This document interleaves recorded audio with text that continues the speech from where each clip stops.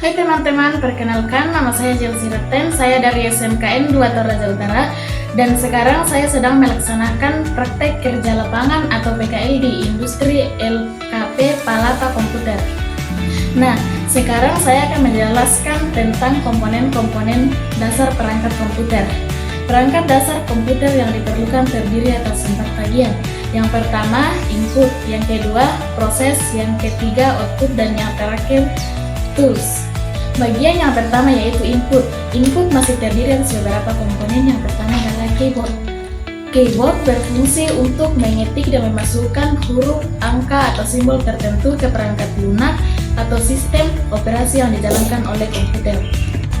Bagian yang kedua adalah mouse.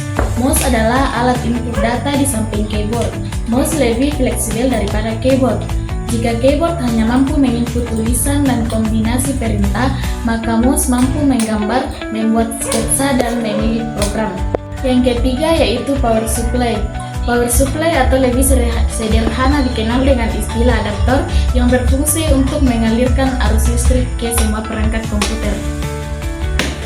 Yang keempat, CD dan DVD-ROM. CD berfungsi untuk menyimpan data, sedangkan DVD-ROM berfungsi untuk menampilkan gambar. Yang kelima ada modem. Modem berfungsi untuk menghubungkan komputer dengan internet. Sekarang kita masuk ke bagian yang kedua yaitu proses. Proses terdiri atas beberapa komponen antara lain 1. Casing. Casing berfungsi sebagai tempat penyimpanan semua komponen-komponen komputer.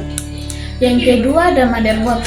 Motherboard berfungsi sebagai tempat utama terpasangnya hampir semua komponen-komponen komputer. Yang ketiga, prosesor atau CPU adalah otak atau jantung sebuah komputer. Yang keempat, hard disk. Hard disk sebagai media penyimpanan permanen pada komputer. Yang kelima, memori atau RAM adalah sebuah tempat penyimpanan data sementara pada komputer. Yang keenam ada VGA card. VGA card ini berfungsi untuk menampilkan output proses ke monitor. Yang ketujuh, sound card. Sound card ini berfungsi untuk menghasilkan suara ke speaker aktif. Kita masuk ke bagian yang ketiga yaitu output.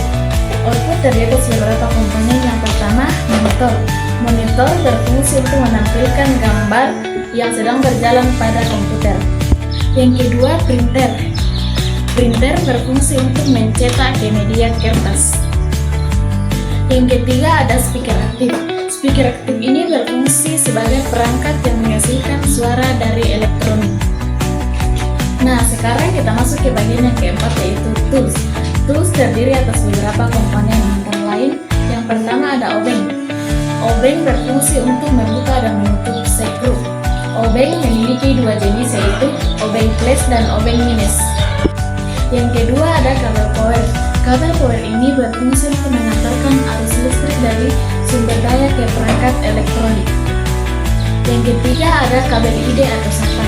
Kabel ID atau SATA ini berfungsi untuk menginput data dari hard disk dan DVD. Yang keempat ada stabilizer. Stabilizer ini berfungsi untuk menjaga kestabilan listrik.